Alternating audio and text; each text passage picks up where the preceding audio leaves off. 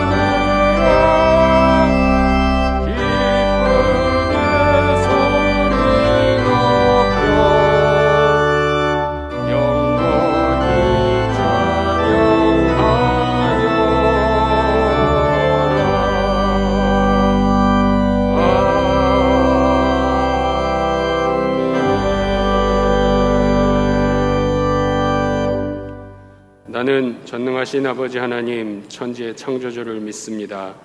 나는 그의 유일하신 아들 우리 주 예수 그리스도를 믿습니다. 그는 성령으로 잉태되어 동정녀 마리아에게서 나시고 본디오 빌라도에게 고난을 받아 십자가에 못 박혀 죽으시고 장사된 지 사흘 만에 죽은 자 가운데서 다시 살아나셨으며 하늘에 오르시어 전능하신 아버지 하나님 우편에 앉아 계시다가 거기로부터 살아있는 자와 죽은 자를 심판하러 오십니다. 나는 성령을 믿으며 거룩한 공교회와 성도의 교제와 죄를 용서받는 것과 몸의 부활과 영생을 믿습니다. 아멘. 은혜가 풍성하신 여호와 아버지 하나님, 거룩한 주일날 함께 모여서 예배당에서 각각의 처소에서 온라인으로 예배드리게 하심을 감사와 영광드리옵나이다. 하나님, 이 예배 시간에 임재하시어서 경배와 찬양을 받아 주시옵소서. 주 너의 하나님을 사랑하고 내 이웃을 내 자신과 같이 사랑하라는 주님의 복음적 가치와 오직 예수의 십자가가 이 백성들에게 표대가 되고 살아 숨쉴 때에 이 나라가 발전하고 온전하였던 것처럼 하나님의 공의가 강물과 같이 거리게 하시고 저희들의 영과 육의 허약함과 가식적인 것들을 고쳐주시옵소서. 교회의 모든 기능들을 소생시키시며 주님의 첫사랑을 회복하게 하시고 교회를 부흥케 하옵소서. 주님, 이 예배 시간에 저희들의 심령에 찾아오셔서 그 놀라운 사랑과 우리들의 십자가를 품고 다니게 하옵소서. 그리스도의 냄새를 풍기고 향기를 나타내는 삶을 살도록 도와주시옵소서. 저희들에게 건강한 정신과 마음을 허락하사 더욱더 온전케 하시옵소서. 괴롭게 하는 질병은 사라지고 경제적인 어려움을 극복하게 하시며 저희들에게 희망의 날개를 달아주시옵소서. 가정의 문제들을 치유해 주시옵소서. 그 기도 응답하여 주시옵소서. 급속도로 노령화에 치닫는 이 사회와 교회의 비전을 새롭게 하시옵소서. 하나님 사랑 안에서 행복을 갖게 하옵소서. 믿음 안에서 서로 소망 가운데 사랑 안에서 서로 손잡고 가는 강석계 공동체에 속한 모든 성도들이 주님 사랑으로 우리 모두를 감싸도록 도와주시옵소서. 창립 50주년 성상을 맞이할 때까지 함께하신 에베네멜 되신 여호와 아버지 하나님, 그 50년 전 창립 예배에 참석하셨던 성도님들과 창립 1주년 사무총회에 참석했던 성도님들께서 지금은 연로하심으로 어렵고 힘든 나날을 보내고 있을 장로님들과 권사님들이 계실 터인데 하나님 기억하시고 함께 하심으로 말미암아 하나는 주님의 은혜로 덧입혀 주시고 하나님 축복하여 주시옵소서. 하나님이여 기도하옵나니 이 강석교회가 있기까지 물질과 기도와 헌신으로 주의 제단을 섬긴 많은 주의 백성들 살아계신 하나님께서 축원하시고 삶을 평안하게 하시고 환난과 괴로움과 고통을 당할지라도 주님께서 지신 그 십자가를 붙들고 극복하게 하시며 주님의 그 크신 능력으로 근심 없게 하시옵소서.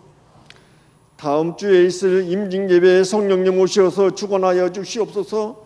임직 받으시는 장로님들과 권사님, 안수집사님들에게 성령의 충만함을 허락하시어서 크신 은총 베푸사 비둘기 같은 성령의 임함으로 앞으로의 축복과 이 직분 잘 감당하도록 주여 도와주시옵소서. 단위에 세우신 이덕환 담임 목사님에게 성령님 함께 하시어서 하나님의 사자로서의 역할을 다하도록 영육관에 강건하게 하시고 강석계를 받들어 섬기고 봉사하는 모든 주의 백성들과 교육자들과 당회원에게도 함께 하시며 이 예배를 돕는 호산나 찬양대회에 함께 하시어서 하나님께 찬양과 영광을 올려드리게 하시고 듣는 저희들에게는 커다란 기쁨이 되게 하시옵소서. 우리의 모든 허물을 보혈의 필로 씻기어 하나님 사랑 안에서 행복을 갖게 하시옵소서. 주 사랑의 종소리가 하나님 그 사랑의 종소리가 이 시간 우리 모두를 감싸게 하여 주실 것을 믿으며 살아계신 우리들의 삶을 주관하시는 주 예수 그리스도의 이름으로 기도하옵나이다. 아멘.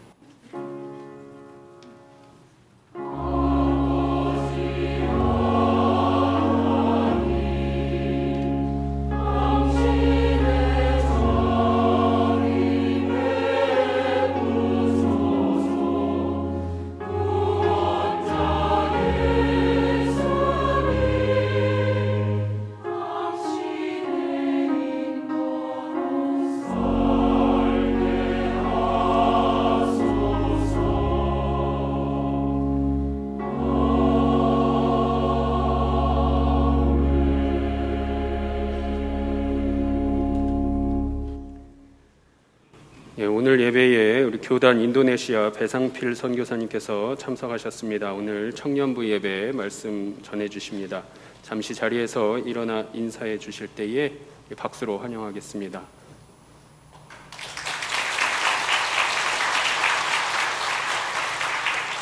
교회 소식 말씀드리겠습니다. 창립 50주년 기념 임직 예식이 다음 주일 오후 4시에 있습니다. 자세한 내용은 주보를 참조해 주시기 바랍니다. 임직자 사진 촬영 및 리허설은 다음 주일 오후 2시에 이곳 예루살렘 예배실에서 있겠습니다. 모임입니다. 임직자 교육이 오늘 오후 예배 후에 예루살렘 예배실에서 있습니다. 1여전도의 원례회가 3부 예배 후 잠옷실에서 3권사의 원례회가 29일 목요일 오전 11시 30분 새가족실에서 있습니다. 알림입니다. 세례자 교육이 다음 주일부터 4주 동안 3부 예배 후에 있습니다. 온라인 교육도 가능합니다. 세례를 희망하시는 분은 교구 교역자에게 신청해 주시기 바랍니다. 호산나 찬양대에 임명되신 분이 있습니다. 주보를 참조해 주시기 바랍니다. 강서지방의 남전도의 연합 부흥성회가 오늘 오후 5시 광명중앙교회당에서 있습니다. 전국 권사회 연합회 수련회가 27일 화요일 오전 11시에 전주교회당에서 있습니다. 교회 출발은 오전 6시 30분입니다. 교우 소식입니다. 322구역 장명옥 권사님께서 은혜에 감사하여 아름다운 꽃을 헌물하셨습니다. 이사하신 성도님 가정이 있습니다. 주보를 참조해 주시기 바랍니다. 결혼 소식입니다. 403구역 장인훈 명예장로님과 용은자 명예권사님의 장남 권능군의 결혼식이 10월 1일 토요일 오후 6시 40분 라마다 서울 신도림 호텔 14층 하늘 정원에서 있습니다. 버스 출발은 오후 5시에 하도록 하겠습니다. 이제 408장을 부르시면서 봉헌하겠습니다.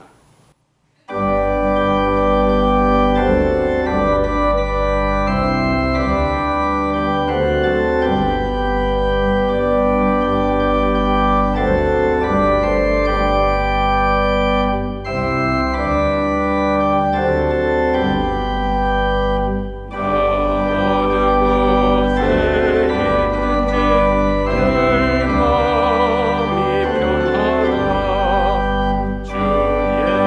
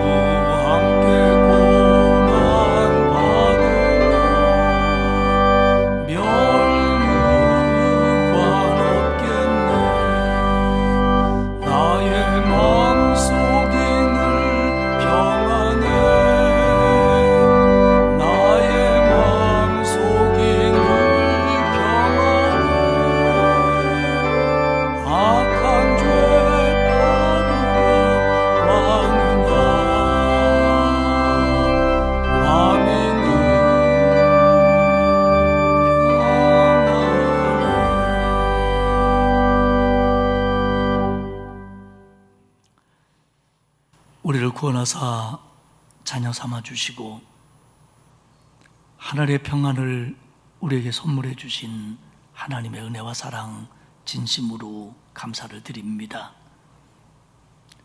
우리 주님 부활하셔서 우리에게 평안을 주셨건만 우리는 지난 일주일간의 삶을 돌아볼 때, 우리의 인생살이를 생각해 볼 때 평안하지 못하고 주님을 신뢰하지 못하고 불안해하며 때로는 부분적으로 평안하고 때로는 상황과 조건을 따라 평안했을 때가 한두 번이 아니었음을 고백합니다. 하나님, 우리의 믿음 없음을 긍휼히 여겨 주시고 하나님이 주시는 은혜로 세상의 어떤 상황 속에서도 하나님의 평안을 누릴 수 있는 저희들이 될 수 있도록 은총 베풀어 주옵소서. 오늘 이 예배를 통하여 우리에게 임재해 주시고 우리의 마음들을 만져주사 하나님이 주시는 평안이, 하나님이 주시는 능력이 우리 안에 가득할 수 있도록 도와 주옵소서. 하나님, 오늘 우리가 예배하며 주께 봉헌하오니 받으시옵소서. 주연금을 드립니다. 감사 예물을 바칩니다. 하나님, 일상의 여러 상황들 속에서 감사의 조건을 찾아 주께 예물 드리오니 하나님 받으시고 성도들의 삶 가운데 감사와 기쁨이 넘치도록 복을 주옵소서. 11조를 드리는 가정들이 있습니다. 하나님 연락하시고 그 영과 육을 책임져 주사 형통하게 하시고 열매 있게 하옵소서. 구제헌금, 장학헌금, 국내외 선교헌금을 드립니다.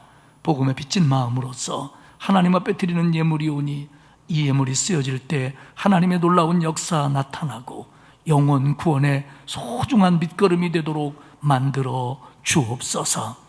기도 제목을 담아 서원헌금을 드리는 마음들을 흠양하사 응답하여 주시고 오늘 꽃꽂이 예물을 드리는 권사님의 가정을 축복하사 가족 모두와 자녀 손들에 이르기까지 주의 복을 누리도록 허락해 주옵소서. 아버지 하나님, 전 세계가 코로나로, 전쟁으로, 경제 위기로 어려움들을 겪습니다. 하나님 도와 주옵소서. 이 모든 문제가 주의 손에 있사오니 주님 해결해 주시고 고쳐 주옵소서. 특별히 이 땅 하나님 불쌍히 여기사 우리 지도자들에게 지혜를 주시고 하나님을 두려워하는 마음을 주시어서 하나님 모시기에 바로 서며 백성들을 온전하게 이끌 수 있도록 하나님 이 땅을 붙잡아 주옵소서. 아버지 하나님, 우리 모든 성도들에게 은혜와 복을 주시되 특별히 연로하신 어른들에게 하늘의 소망으로 힘을 주시고 병약한 성도들, 질병 가운데 있는 성도들, 부상당한 성도들, 그리고 암 등으로 투병하고 있는 성도들에게 주님 신유의 은혜를 내리사 이 시간 안수하여 주사 이겨낼 수 있도록, 치료될 수 있도록 허락하여 주옵소서. 아버지 하나님, 경제적인 어려움으로 힘들어하는 성도들이 있습니다. 그러나 하나님, 이보다 더 어려울 때도 하나님의 도와주심을 믿사오니 어려움 속에서도 평안하며 주를 바라볼 수 있도록 믿음 주옵소서. 우리의 자녀들을 신앙으로 길러주시고 교회 학교를 통해서 좋은 일꾼들이 많아지게 하시며 우리의 젊은이들이 말씀 안에 꿈을 꾸며 하나님 안에서 이루어갈 수 있도록 도와 주옵소서. 아버지 하나님, 이번 주 한 주간을 살아갈 때에도 하나님 우리 성도들을 붙들어 주시어서 주님이 주시는 평안을 누리며 기뻐하며 감사하며 안전한 그런 한 주간이 되도록 만들어 주옵소서. 이 예배 순서를 통하여 하나님 우리에게 은혜 주실 줄 믿고 예수님 거룩하신 이름으로 기도드리옵나이다. 아멘.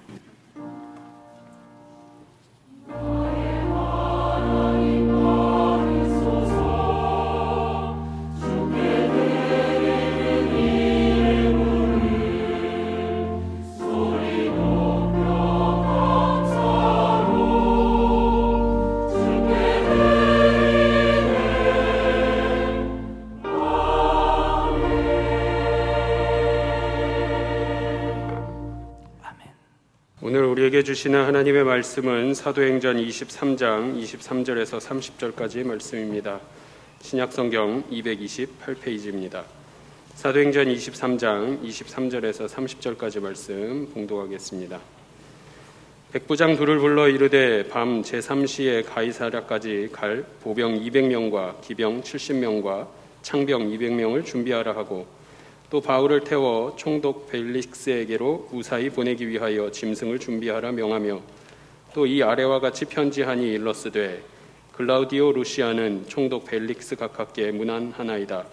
이 사람이 유대인들에게 잡혀 죽게 된 것을 내가 로마 사람인 줄 들어 알고 군대를 거느리고 가서 구원하여다가 유대인들이 무슨 일로 그를 고발하는지 알고자 하여 그들의 공회로 데리고 내려갔더니 고발하는 것이 그들의 율법 문제에 관한 것뿐이요 한 가지도 죽이거나 결박할 사유가 없음을 발견하였나이다. 그러나 이 사람을 해하려는 관계가 있다고 누가 내게 알려주기로 곧 당신께로 보내며 또 고발하는 사람들도 당신 앞에서 그에 대하여 말하라 하였나이다 하였더라. 아멘. 할렐루야. 찬양대에 여호와는 나의 목자시니 찬양 후에 담임 목사님께서 죽이거나 결박할 사유가 없습니다 라는 제목으로 말씀 선포하시겠습니다.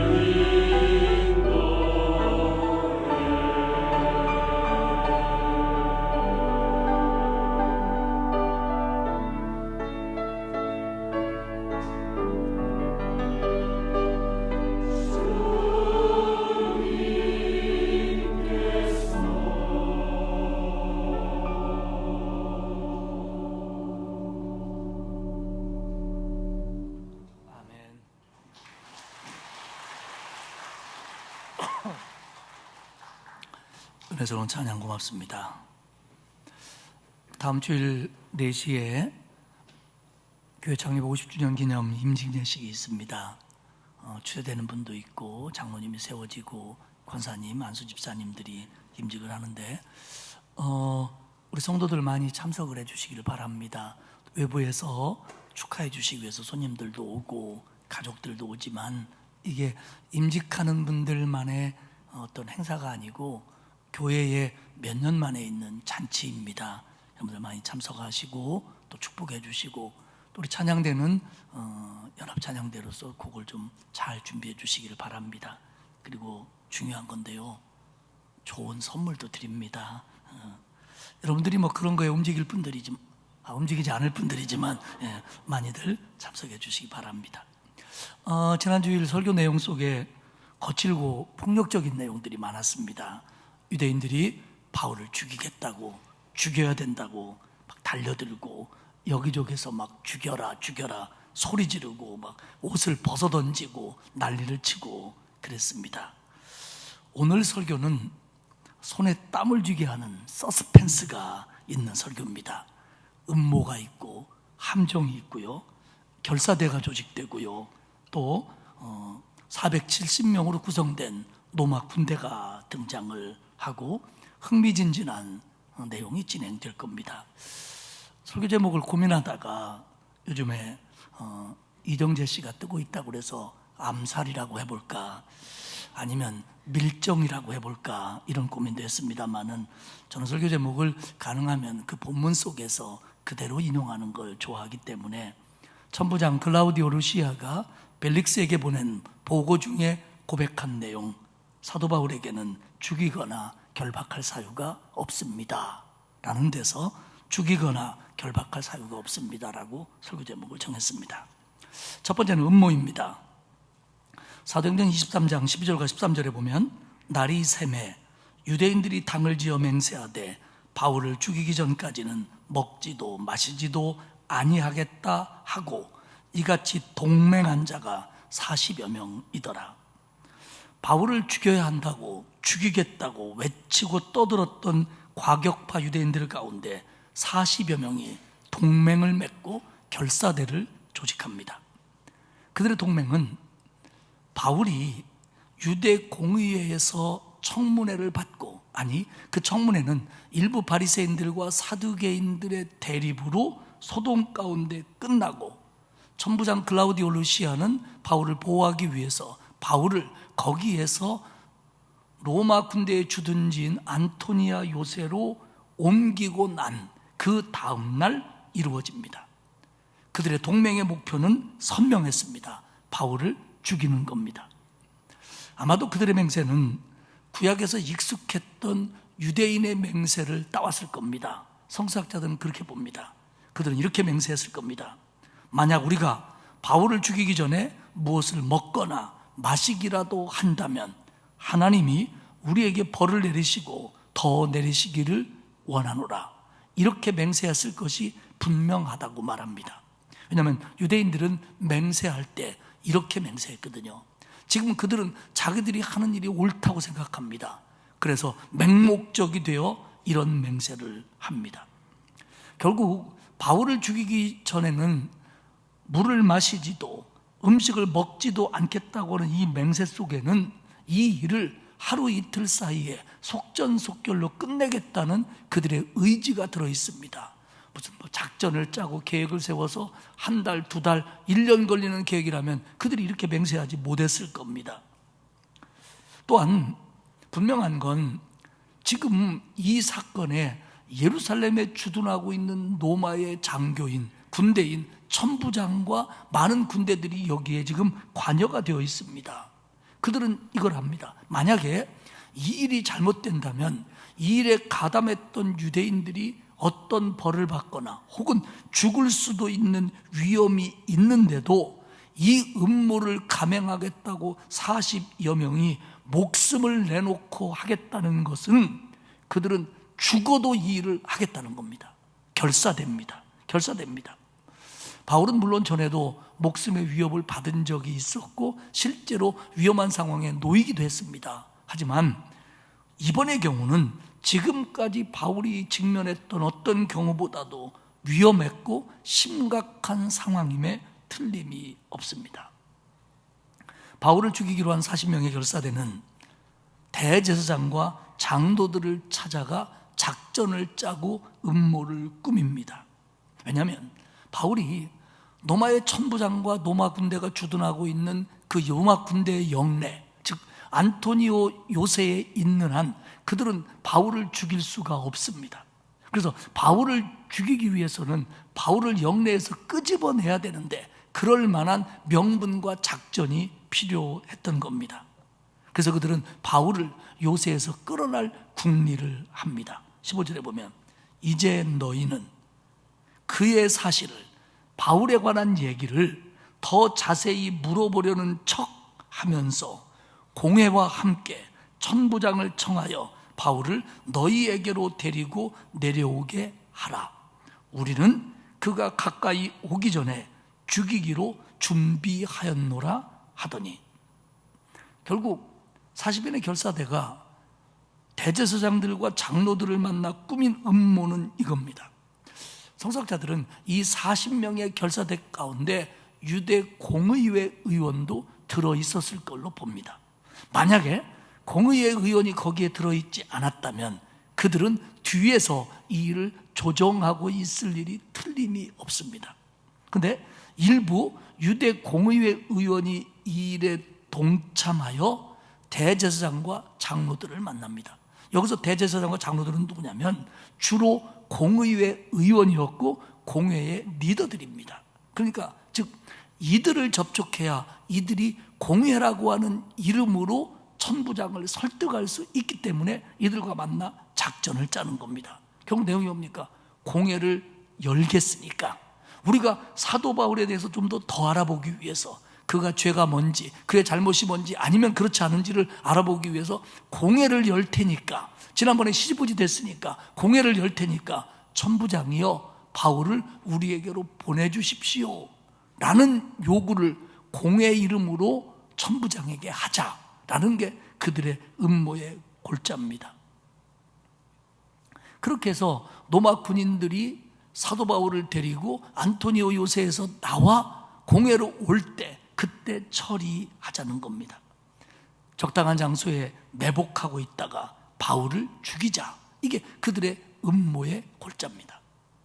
물론 이 일이 쉽지는 않았습니다.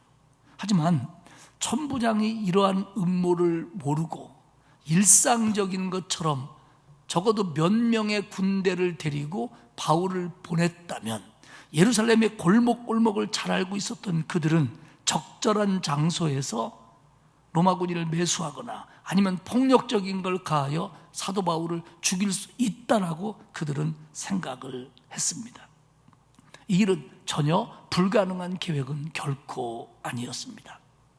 그러니까 결국 바울을 죽이겠다고 하는 극렬한 40인의 결사대, 그리고 이것에 적극적으로 동조하는 유대의 산헤드린, 공의회, 이들이 마음 모아 이 일을 시행하려고 하는 겁니다.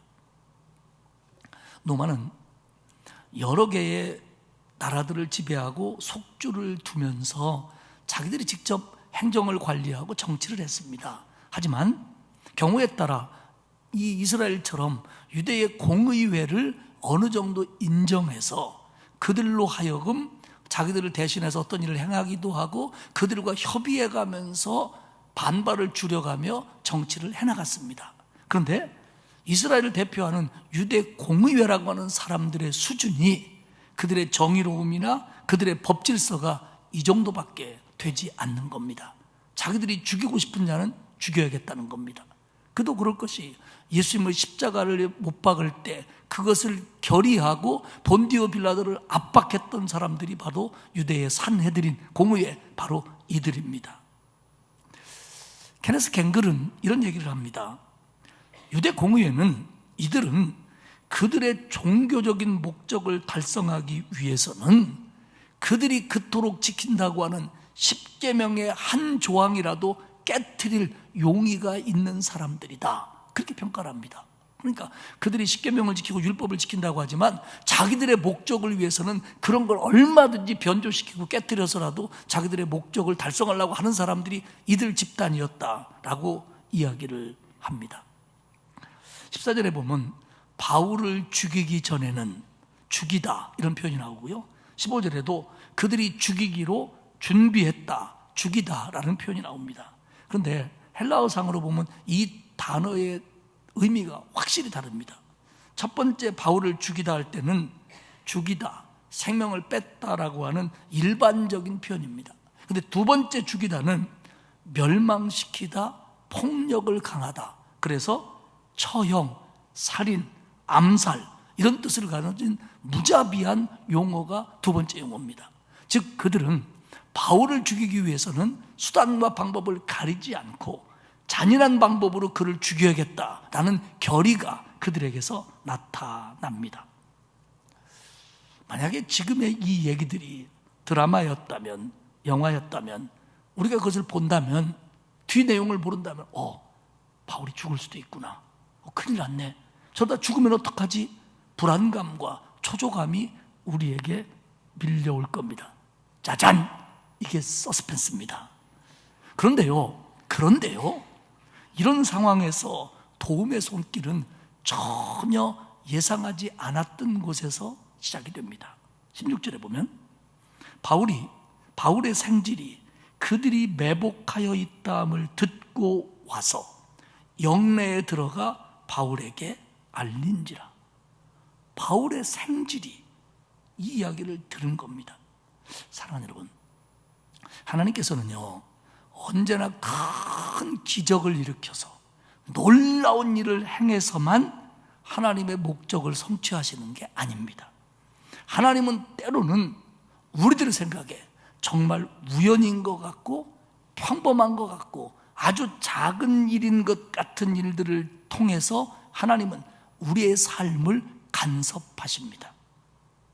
그렇기 때문에 우리는 하나님이 막 놀라운 역사를, 남들에게 없는 일들을, 기적적인 일들을 우리에게 나타나기를 원할지 모르지만 하나님은 우리가 느끼든 못 느끼든 간에 때로는 아주 평범하게, 때로는 아주 작게 시작해서 대단히 큰 일을 이루어 가신다는 걸 믿고 신뢰하시기를 축복합니다.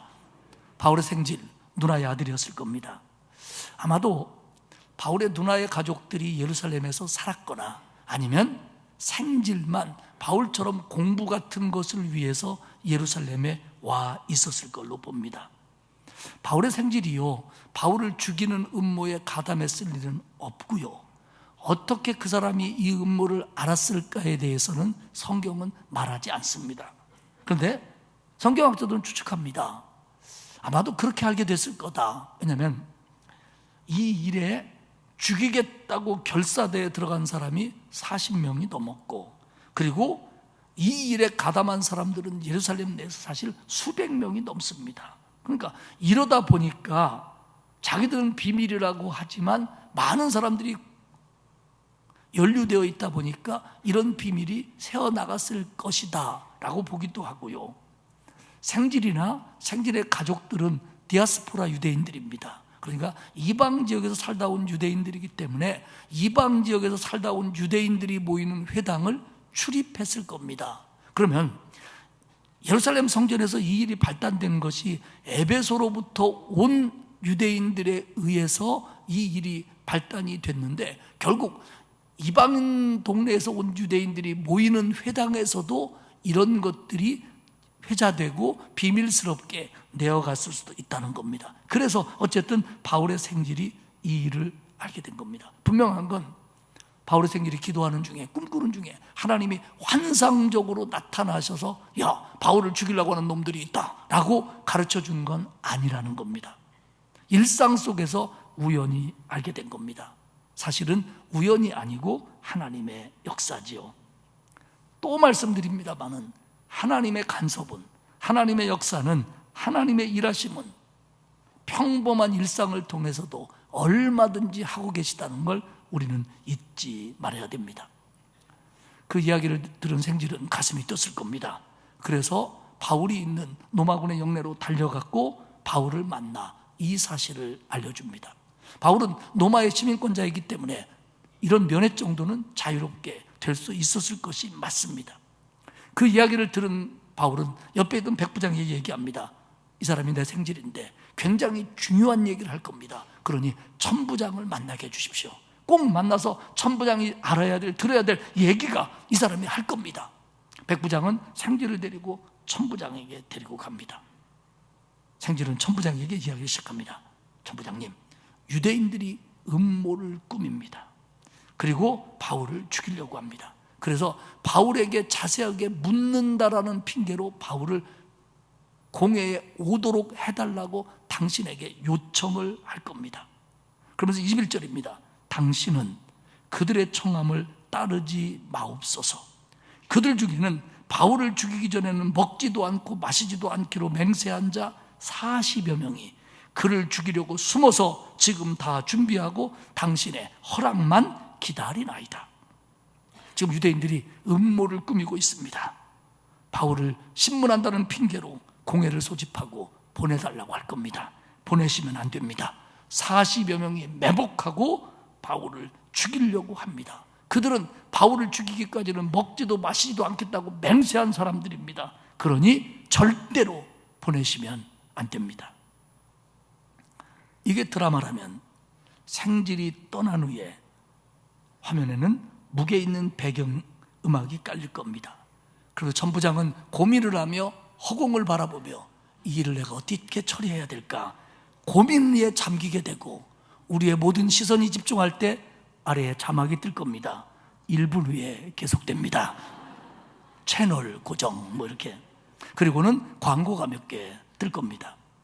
두 번째 얘기는 천부장 글라우디오 루시아의 조치입니다.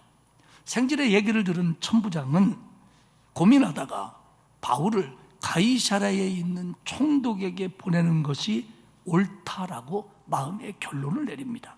왜냐하면 지금 로마가 파송한 속주의 총독은 가이사랴에 주둔하고 있습니다. 그리고 천부장은 이스라엘의 예민한 곳인 예루살렘에 주둔하고 있는 로마의 장교입니다. 그렇기 때문에 천부장보다 더 상급자가 총독이지요. 그러면 바울이 총독에게 가면 더 안전할 거다. 왜냐하면 총독이 주둔하는 곳이고 가이사랴는 유대인들이 적고 이방인이 많은 도시입니다. 그렇기 때문에 거기서는 유대인들이 함부로 드러나기 때문에 어떤 일을 못할 거다라고 생각을 했고요.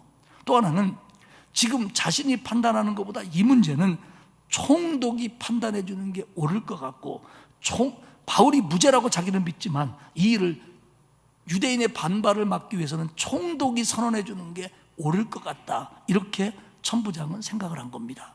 나름대로 정의로웠고 지혜로웠습니다. 그래서 천부장은 백부장 둘을 통하여 가이사랴로 바울을 이송할 준비를 시킵니다. 23절입니다. 백부장 둘을 불러 이르되 밤 제3시에 가이사랴까지 갈 보병 200과 기병 70과 창병 200명을 준비하라 하고, 천부장 루시아는요 이 문제를 굉장히 신중하게 다룹니다. 그래서 바울을 호송하는데 470명의 로마 군사가 함께 가라는 겁니다. 보병 200명, 기병 70명, 말을 타는 군대죠. 창병 200명.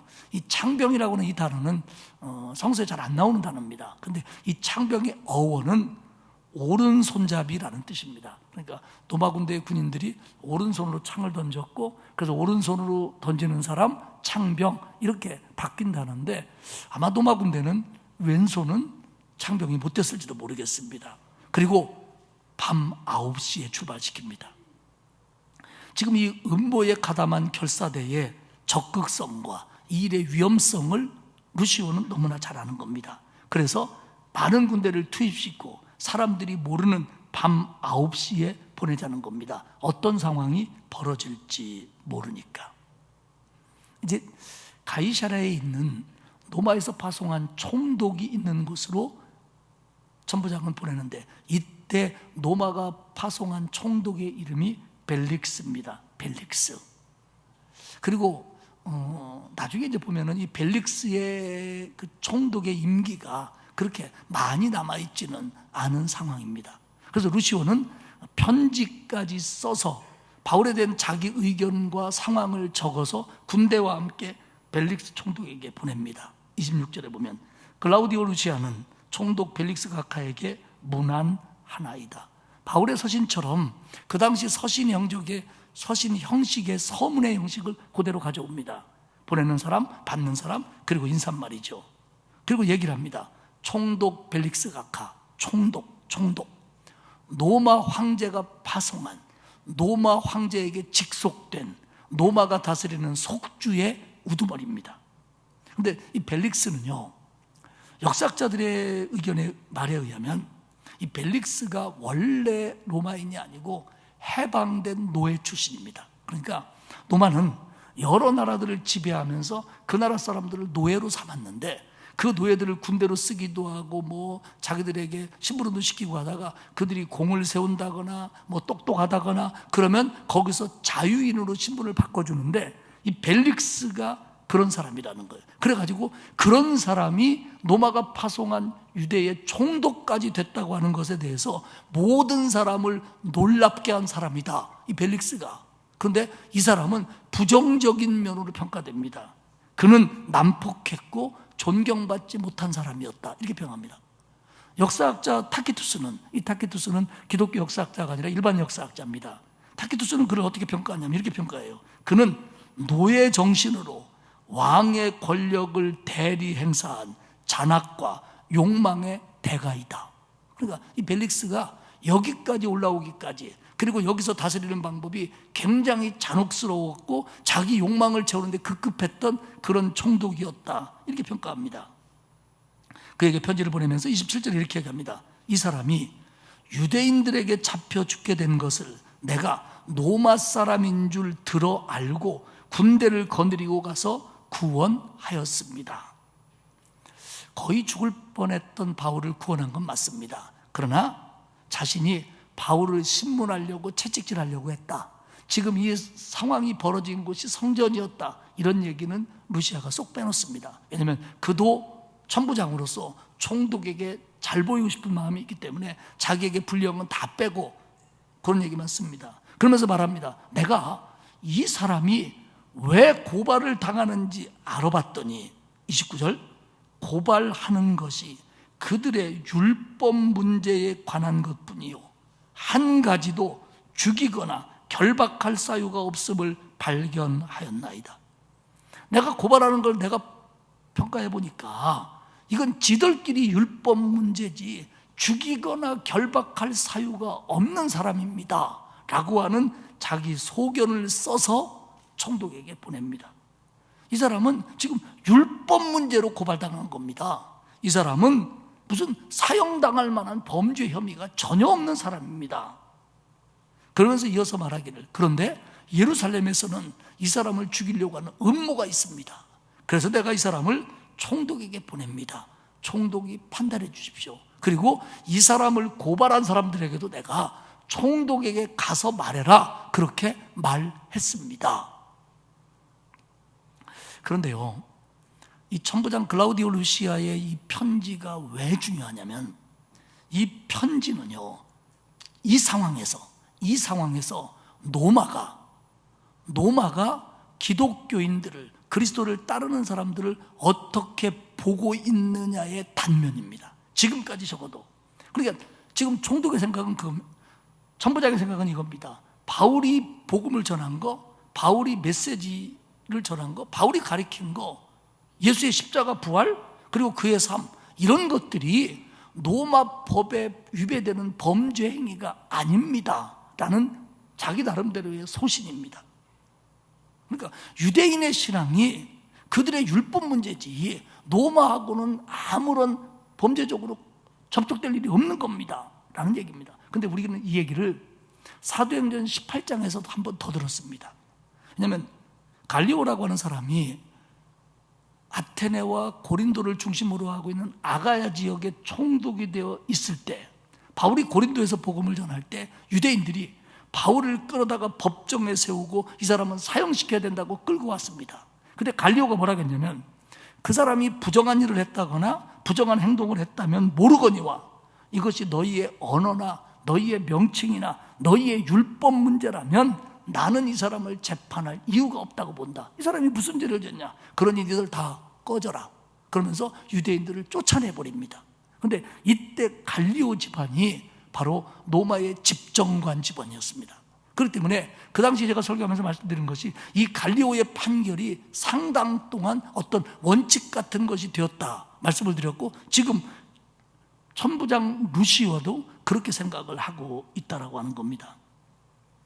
우리는 로마가 이제 기독교를 나중에 가서 굉장히 핍박합니다. 그래서 막 사람들이 죽고 교회 지도자들이 순교를 당하고 그러는데, 적어도 지금까지는 로마가 대대적으로 나서서 기독교를 박해하지 않습니다. 물론 조금 더 지나서 AD 64년에 네로라고 하는 아주 특별한, 저는 뭐 또라이라는 말을 쓰고 싶습니다만은 설교 중이라 못 쓰는데, 그런 황제가 나와가지고 기독교인들에게 로마 화제의 죄를 뒤집어 씌우고 박해를 합니다.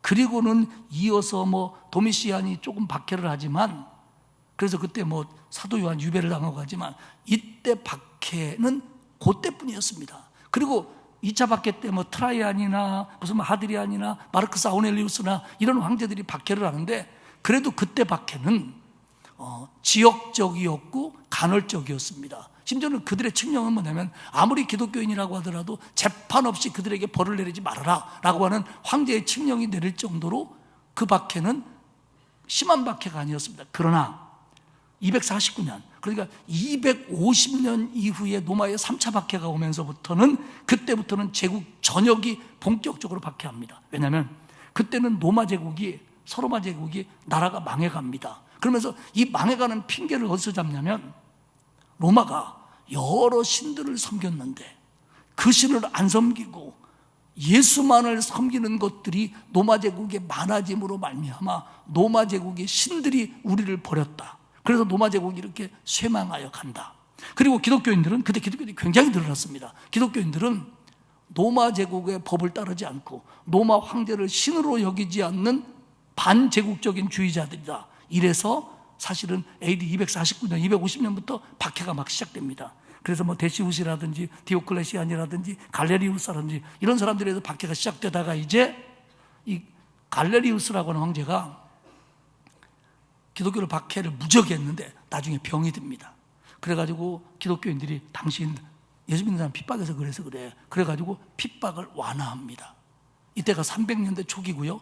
그때부터 시작해서 콘스탄티누스로 이어지는 과정 속에서 이제 기독교가 공인이 되고 기독교가 국호가 되는 이런 과정을 겪지요. 근데 지금은 기독교에 대해서 로마가 박해하지 않을 때입니다. 그리고 바울이 박해를 받는 것은 주로 유대인들에 의해서, 유대인들이 지네가 잡아 죽인 예수를 구주라고 하니까 그걸 가지고 무슨 뭐 헬라인이나 로마인을 선동해서 압력을 가한 핍박을 가한 거지 공식적인 박해가 아니었습니다. 그러니까 지금 천부장의 입장도 그렇고 사실은 총독도 그런 입장을 갖기를 바라는 겁니다. 그래서 23장 31절 32절에 보면, 보병이 명을 받은 대로 밤에 바울을 데리고 안디바드리에 이르러 이튿날 기병으로 바울을 호송하게 하고 영내로 돌아가니라. 안디바드리라라고 하는 동네는 예루살렘과 가이사랴 중간에 있는 예루살렘 북서쪽 60km 떨어진 곳입니다. 무슨 얘기냐면, 보병과 기병이 같이 갔는데, 보병은 밤 9시에 출발해서 그들을 데리고, 바울을 데리고 가면 아마 새벽쯤 도착했을 겁니다. 그리고 거기서 또 바로 가이사랴로 갈 수 없는 겁니다. 그리고 이 안디바드리도 유대인보다는 이방인이 많은 동네이기 때문에 이제 조금 안심이 되는 겁니다. 그래서 보병들은 쉬었다가 돌아가게 만들고, 이번에는 기병들이 바울을 끌고 가이사랴로 갔다라는 얘기입니다. 이게 왜 의미가 있냐면, 바울을 예루살렘에서 가이사랴로 끌고 갔다, 총독을 만났다, 이렇게 쓰지 않습니다. 굉장히 자세하게 씁니다. 바로 구체적으로 목격한 생생한 사람의 증언이라는 얘기입니다. 이게 꾸며낸 얘기거나 누구에게 듣고 쓴 얘기가 아니라 정말 그 자리에 있었던 바울, 그리고 그 얘기를 들은 누가, 이런 사람들에 의해서 기록된 얘기라고 하는 겁니다.